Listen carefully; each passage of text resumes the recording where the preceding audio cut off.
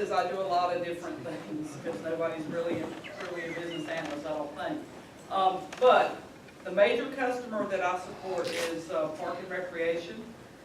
I'm going to show you guys a video, and what we're going to talk about today, this is not going to be me up here telling you all of these great, wonderful things that we're doing in the community. It's a roundtable discussion. So you guys are going to be participating. I don't have any great words of wisdom or anything like that. I am going to show you a video that we made in Mecklenburg County that will highlight 3 different ways that we're using technology in the community there. And then I'll tell you a little bit more stuff that we're doing from the Park and Recreation side. Then what I want you guys to do is tell us what you're doing that's really cool and that kind of thing, okay? And we'll go from there. We'll see where all this leads. So with that, I'm going to go ahead and start this video. And we'll keep that, let that kick it off. Mecklenburg County, North Carolina, has a population of nearly 1 million people, many of whom live in Charlotte, which is the 5th fastest growing city in the United States. We've deployed 350 Surface tablets so far, and we expect that number to reach 1,000 by the end of the year.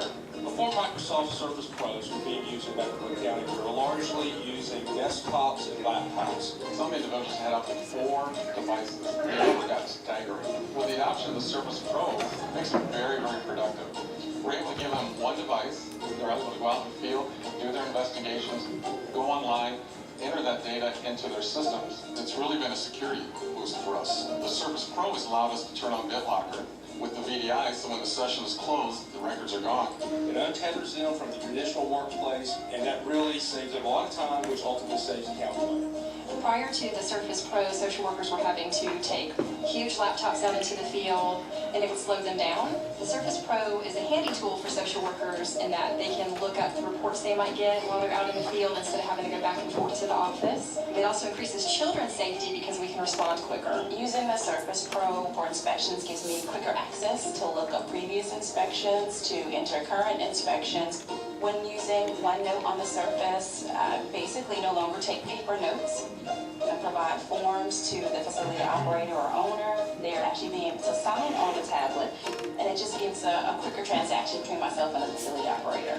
The challenge for me is being able to work effectively anywhere with a device that's going to be dependable and give me access to everything that I need access to. The Surface Pro, right out of the box, will do anything you need it to do. It is a full productivity machine. It's got Windows 8 on it. I've got the full Office suite, so I've got my email, Word, Excel, PowerPoint, OneNote, and in a situation like today, I'm out working in a park. I can be all over the park. It's just like I'm working in the office. I love this thing. Now, I don't know if you caught it, but it's kind of sponsored by Microsoft, and it's heavy.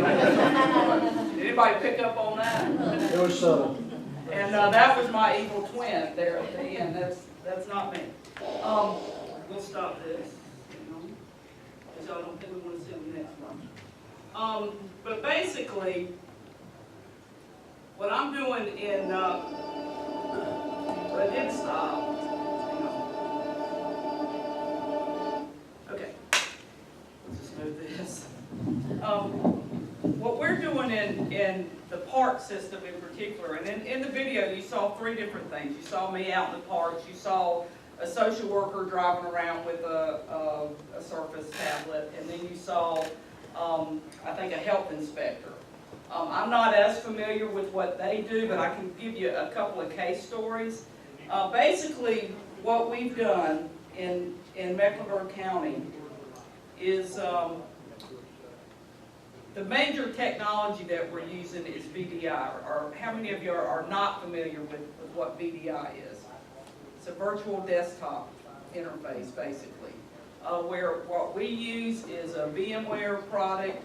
Our storage system is Tentry. Those guys are here. There are people from Mecklenburg County with me that can give you a whole lot more information on that part of it than I can. If you look up Scott Cato, he can tell you anything you want to know. But basically, we started using it in VMware solution because in my world, we have one main office and about 40 remote sites. So with the remote sites, the main office, we got great connectivity, we can do everything we want, everyone can do however they want to operate, they've got great bandwidth, the whole 9 yards. Out in the parks, I may have somebody on a 3 meg DSL line, out in the middle of nowhere, or I may have somebody working on, a Verizon Wi-Fi device or something, so their connectivity is not as good. Also, we rolled out a new product for Park and Recreation called ActiveNet. Is anyone in here using ActiveNet or familiar with it? Okay, that's our reservation system. We have a public interface and a staff interface. People can register for programs. They can buy memberships. It's how we take credit cards, and it's also how they can reserve facilities online. So with that, and because there are a whole bunch of devices that need to attach with that, using like a credit card swiper, maybe a receipt printer, there may be a badge printer, there's a video camera so we can take a picture of their face. I was going to say, we take a picture of their face with their membership card. So there's all those peripherals. For a desktop team to go to all of those sites that may have that setup or the need for that setup, it was very time consuming for them to be able to do that and configure all those different PCs to run that. So what we did was we threw it on the VMware thing. So basically the way it works at Park and Rec is if you're working somewhere in a remote site, you've got either a tablet or a zero client, or maybe a desktop with a thin client, or maybe a full laptop or a desktop. We got a whole plethora of different ways. They use VMware to connect, and once they connect to the VMware servers or their VMware desktop, at that point, everything is configured. All of those devices that I was talking about, they don't have to do anything. We only have to install it once. And all of that, everybody gets the same desktop, and it's worked great. Now, yes, ActiveNet is a web-based thing. We could do it the other way. We have in some cases, but that works great. I've got folks using a tablet like this down by the lake at the boat launch to take payments for people to go out, in their classes, or to go out there, to pay for the boat launch. So it's been a great thing for me.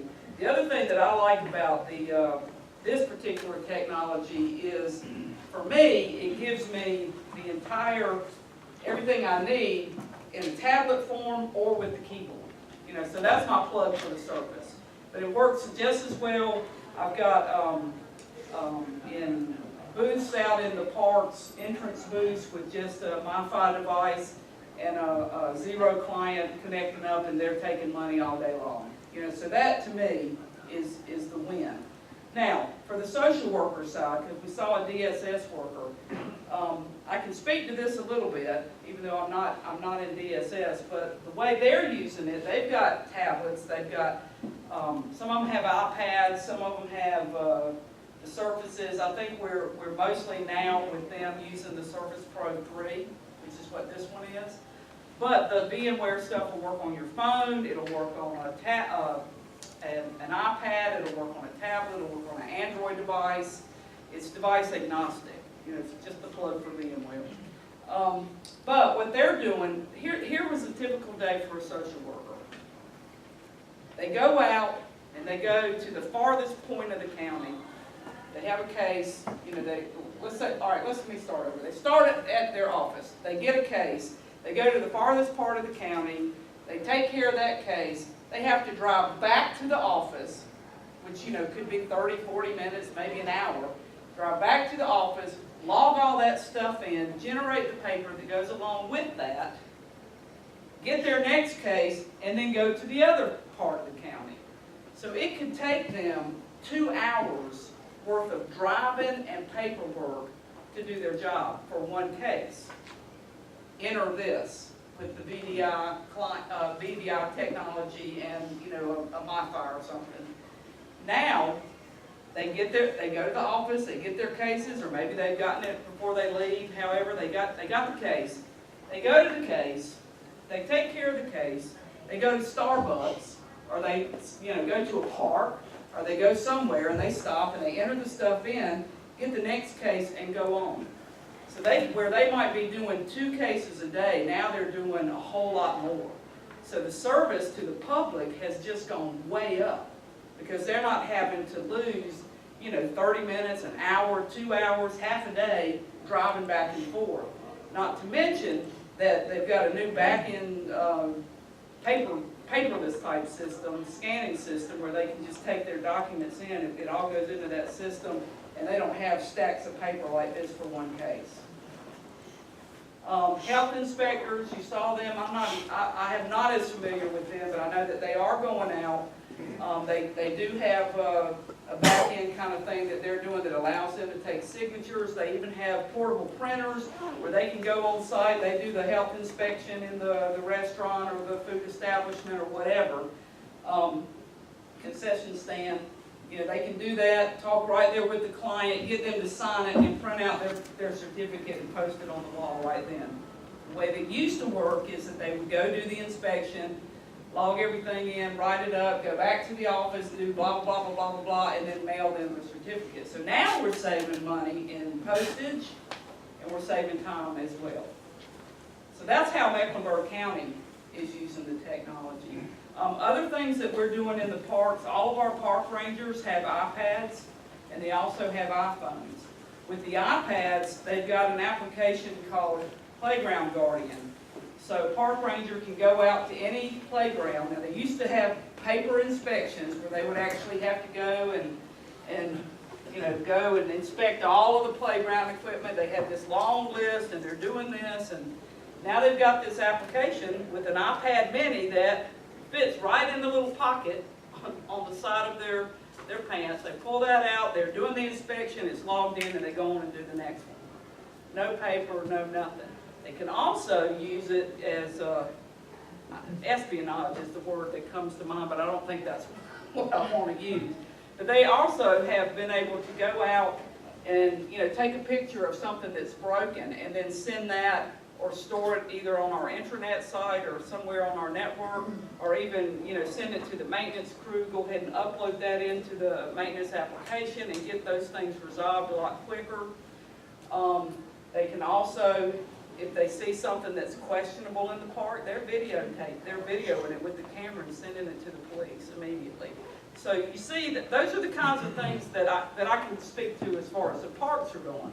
So at this point, what I'd like to do is open it up to you guys so that you guys can tell each other, some of the things that you're doing, or, if you ask a question and I can answer, I'll give you an answer. It may not be correct, but we'll just go from that. So that's how Mecklenburg County is using it.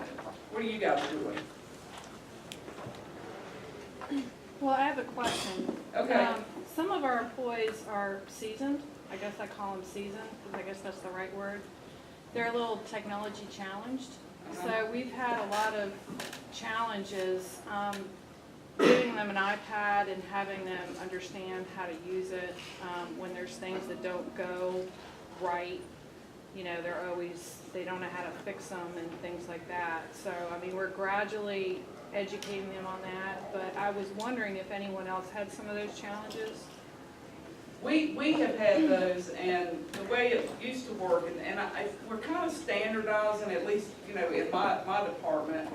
I've kind of gone with if you want what you're going to call a tablet, we're going to give you one of these. If you need a new laptop, if you want a tablet type laptop, I'm going to give you a Surface Pro or something similar. An iPad. What we did was we have an emerging technologies group in IT, and they're charged with keeping up to date with the latest and greatest. They're also charged with training.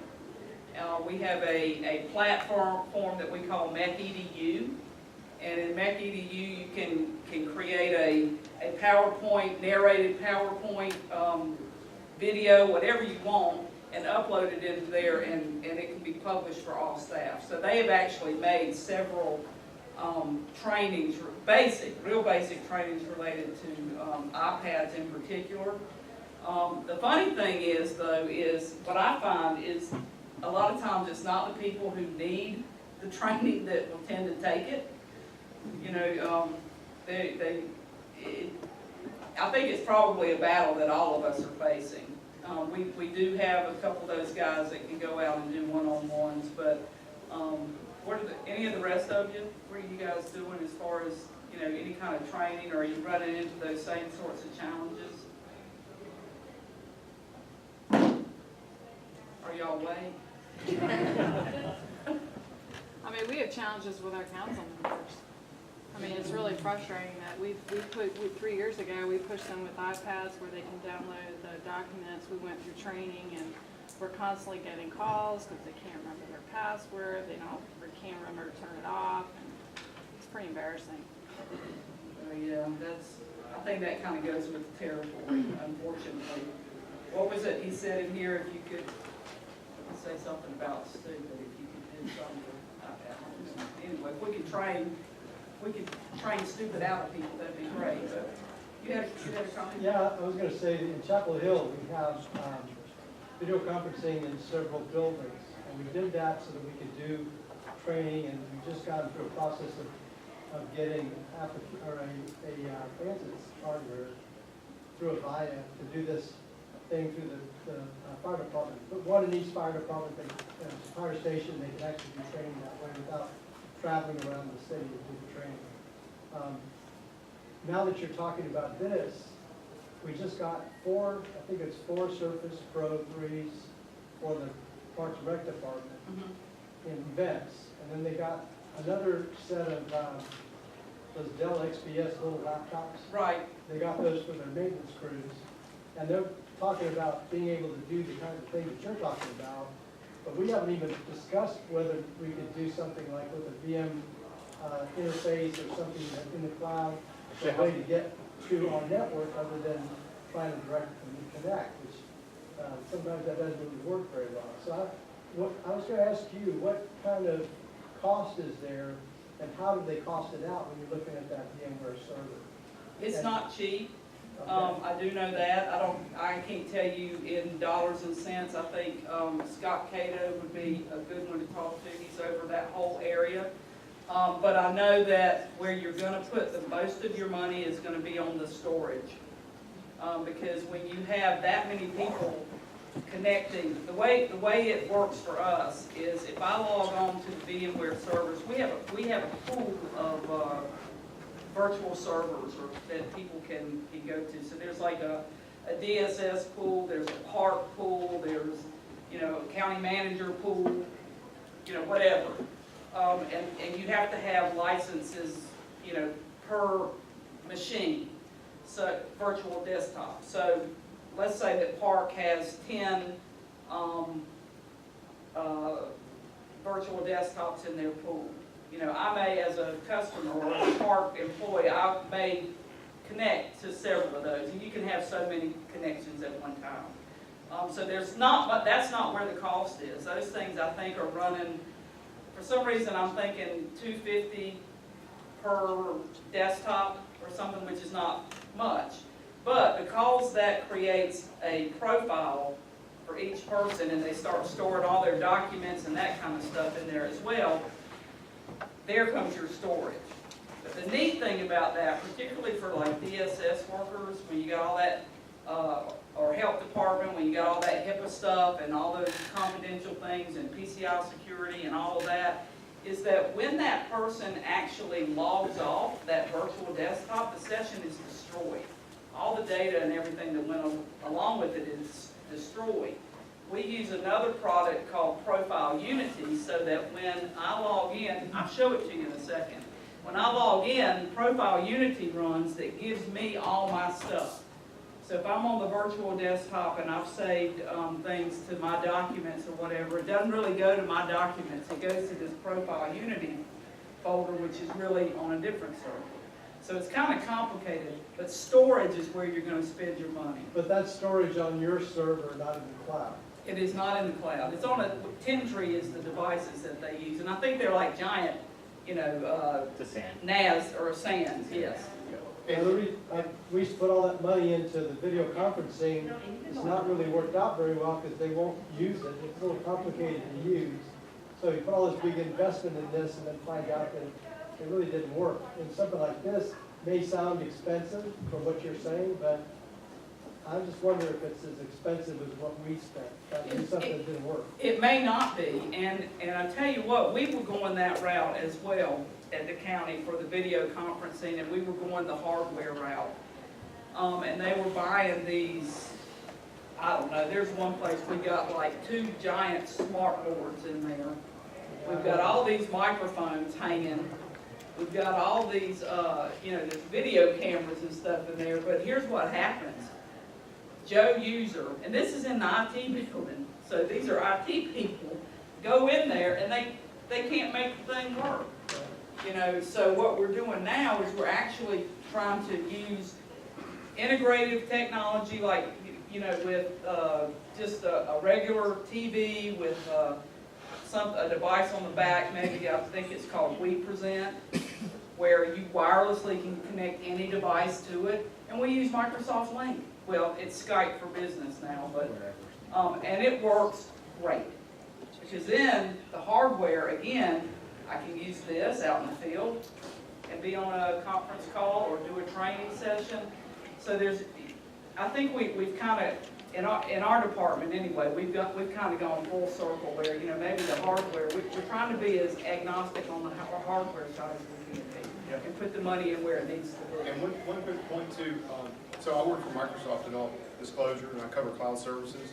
So we've got some things coming with Windows 10 to help with the profile issues and make it more cloud-based, but also for app delivery as well. We've got some things in Azure called Remote App, which is relatively new, and probably a lot of you haven't heard about it, where you can actually deliver applications out to multiple devices. So especially if you're a smaller customer, Mecklenburg is probably one of the largest in the state of North Carolina, but for smaller accounts, if you have some trouble with application delivery and are looking for some things around delivering applications out to your end users, it's something you may want to take a look at. And I'll be at the booth all week.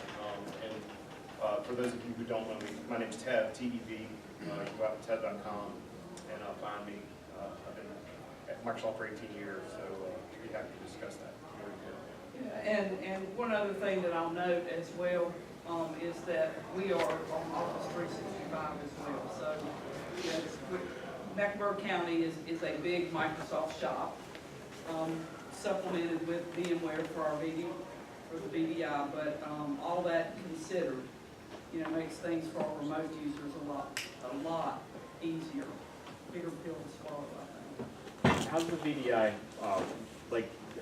we're from Durham County, and we already went 365, all that kind of stuff. But we have the Surface 3s, which I personally really like. I love mine. But we don't do VDI to them. How is it syncing the display up? Is it doing is it doing remote display? I'll show you. Yeah, please. Basically, with the VMware app, I've got this little VMware app, if you can see it right here.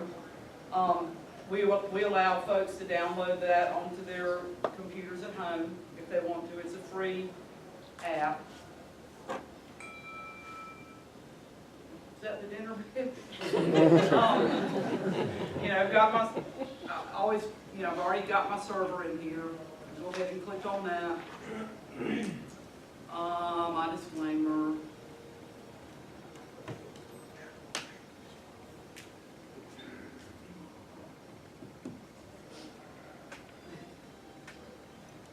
These are the pools I was talking about. So I've got the IT pool. I've got my own dedicated little machine if I choose to use it. A test machine, and then this is the VMware pools for Park and Rec. So this is what they use. And this is what actually connects me. So it's remote display essentially. Yes.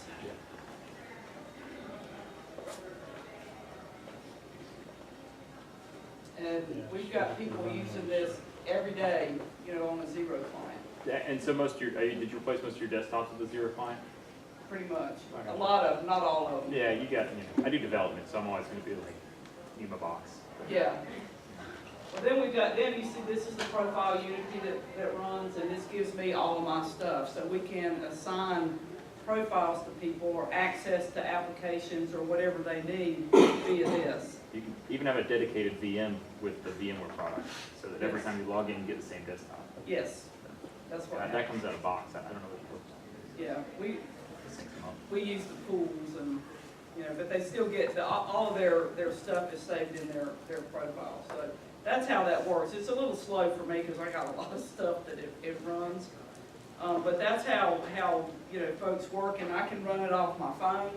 You know, as a hotspot, it works pretty good depending on where I am. Like I said, we got people working like this all day long. I can get access to about everything I need. And it's still running my stuff. It's usually not this slow, but, yeah. I'm with the city of Gastonia, which is just down the road from Mecklenburg County. And we are aggressively moving, or have moved to tablets too. We started out with the Dell venues, and they did not work out for us at all. Oh, no. And we really like these. And we have them deployed in the field where it makes sense from a citizen convenience perspective, or get things done faster so you're not driving all over town, that kind of thing. We're not doing VDI though. We use a product called NetMotion, and it works really well for us. We implemented that for public safety, for CGIS requirements, and we've just kind of expanded the implementation out into the field for our permits and inspection users, or our recreation users, that kind of thing. So we can't afford to do VDI, so we chose the NetMotion route, and we do the same thing that you do. Either we use a phone or a hotspot, or we have an air card, or they go somewhere where we have a Wi-Fi connection. But NetMotion works very well too, and you have your desktop right there. You're logging in securely back into the network, just like you would if you're sitting at your desk. I had a question though. For the folks that you've given the tablets to, are you providing them with a docking station and monitors back in the office? Okay. If we've kind of got two flavors of it. We've got, some folks who maybe they just want a tablet that's easy for them to travel to meetings with us. Generally, a director, they don't want to necessarily have it replace, their full desktop. But most people, if they choose this, it's usually laptop users who are up for replacement, and they can either get the standard laptop replacement or they can get something like this. I've gotten real good response for this. A lot of people are getting, the biggest issue that we've had, I think, is people getting used to Windows 8.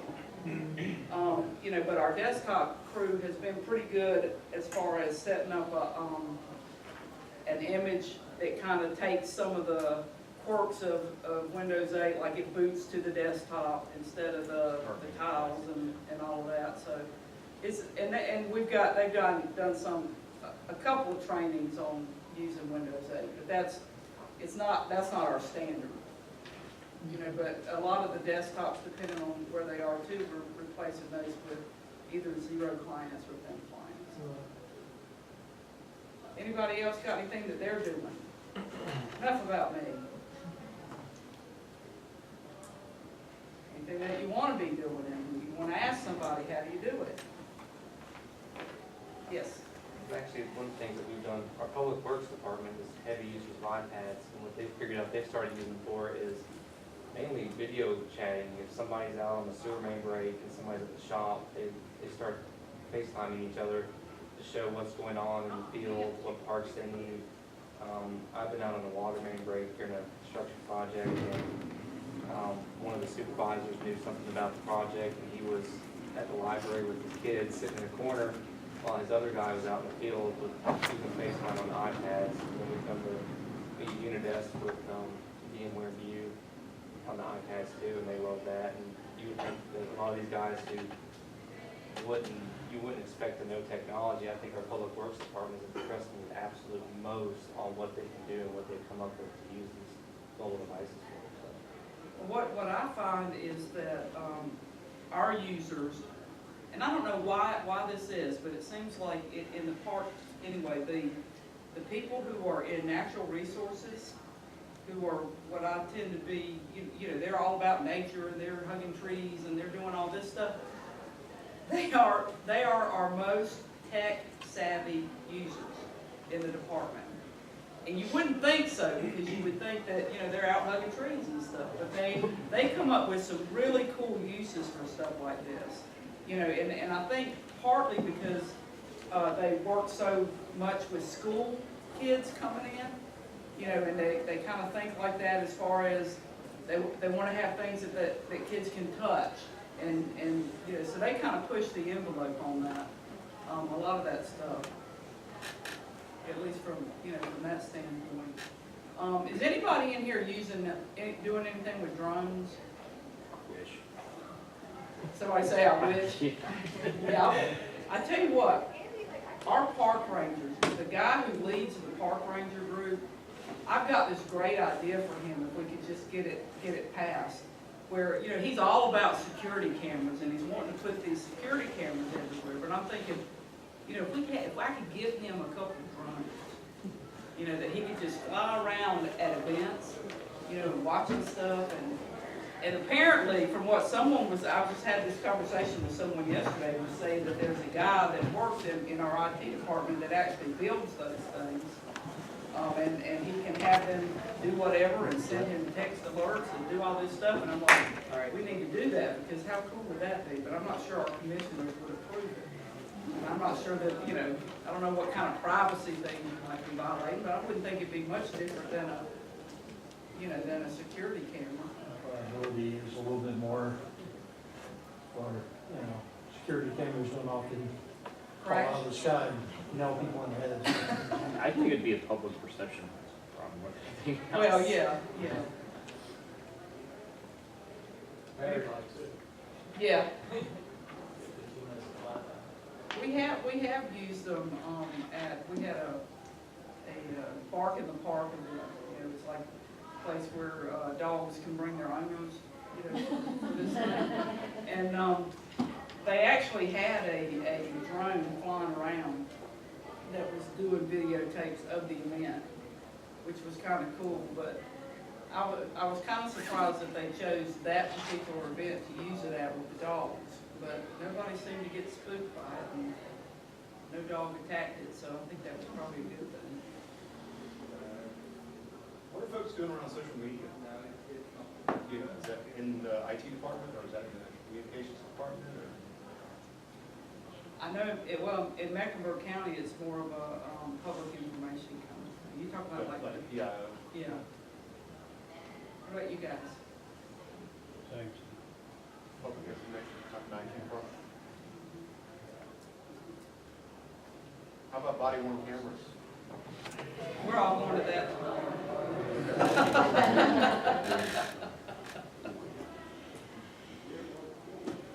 Haven't hit that important, that far into it yet. We've got the cameras in the cars, but the only ones that we're looking at body-worn cameras for right now is the motorcycles. Because there's really no place to put the full camera set up on the motorcycle. So, and then it would be still just one of the problems that we've seen, or we talked about, was the uplink, getting the videos back in consistent. Stay on the body cam, you have to dock it, take out a car or whatever, so still working on something. We have a pilot project underway. We have 12 cameras in the field.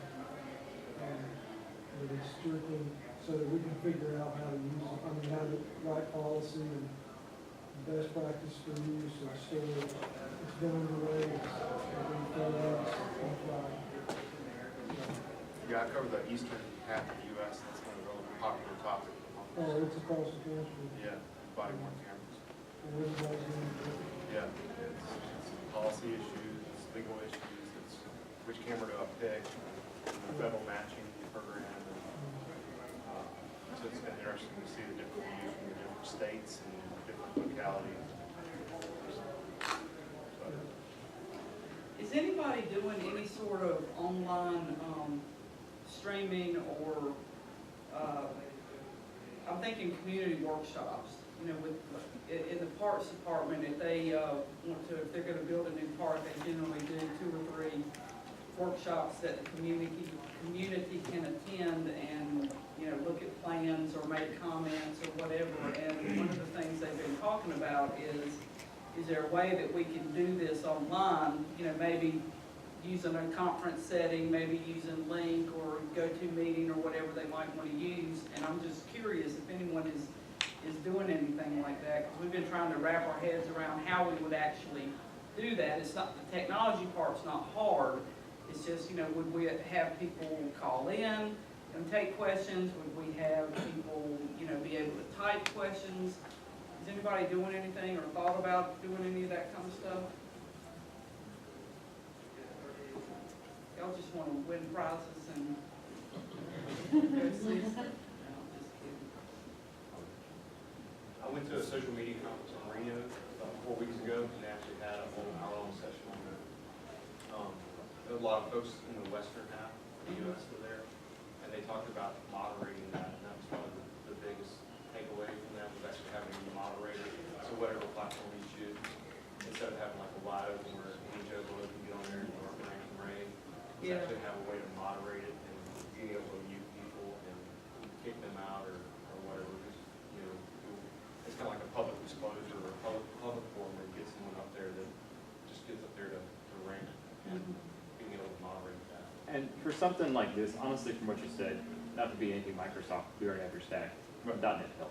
Oh, no. But I think No, Google Groups is probably the I've best. got my Android watch on and But Google Groups sounds like something that it's free already, and it's really just a listserv that's moderated. It would let you reach out and email people as well as people could sign in and ask questions. It's free, and you might even build something. There might be a product out there that does that. But We that's an easy have a first platform that we use, and I want to say it might be MetConnect or something, where people can actually do that. Yeah. But I think they're thinking in terms of, you know, we're having this meeting on such and such a night. You can sign in here, you can watch the meeting, you can listen to it, you can make comments and do all that. And I didn't know if anybody was doing anything like that. Google Hangout. Anything else that anybody wants to share or question? Yes. What NPM solution do you have? We're using AirWatch, which is, I think that's I want to say that's a VMware product. Yeah.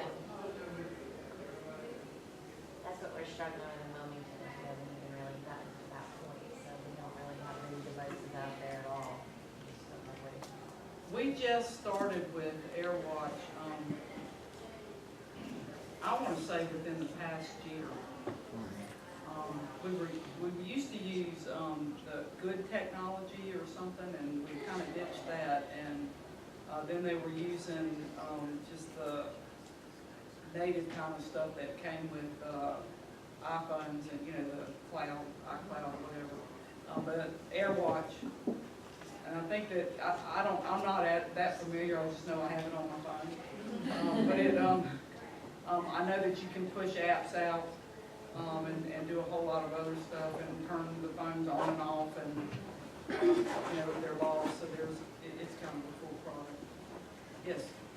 In response to that comment, I work with the city of Winston-Salem. We, about 4 months ago, started implementing our Citrix Zenmobile MDM solution. We have about 180 iPads enrolled in it now, and it also does the application management as well, and the security and whatnot.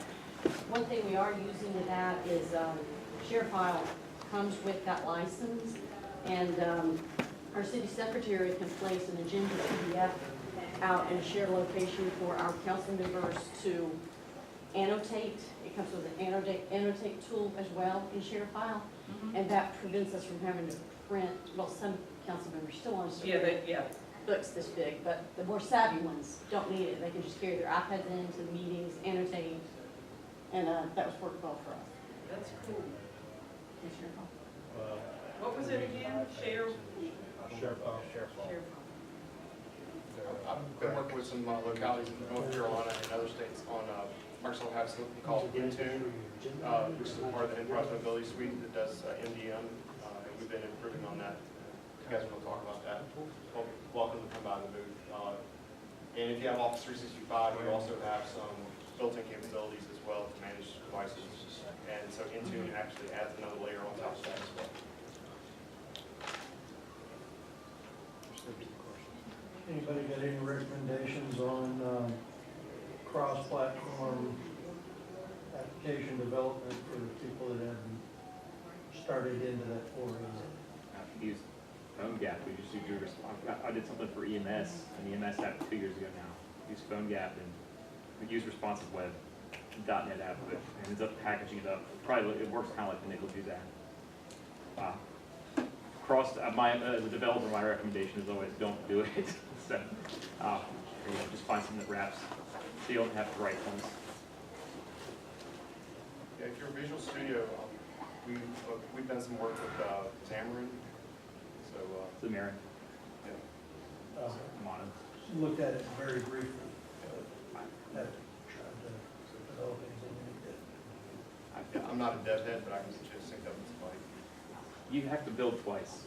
Like, there's no getting around it. So if you want iPhones and Android and then Windows phones, that's 3 times now. So, Does it do occasionally connected? well, you can do with responsive web and with the EMS thing, you can page catching, so you're still just navigating pages essentially and using JavaScript. But once, all web developers can build that. And so it depends on your app, frankly. And it's really with PhoneGap, they actually have JavaScript libraries that talk to the things so you can take pictures, do the map stuff. It's not perfect, it's not as slick looking as, full stack development, but it's, you don't want, I just recommend, I'm a developer, that's how I make my money, so I say, you don't want to spend your money doing that problem.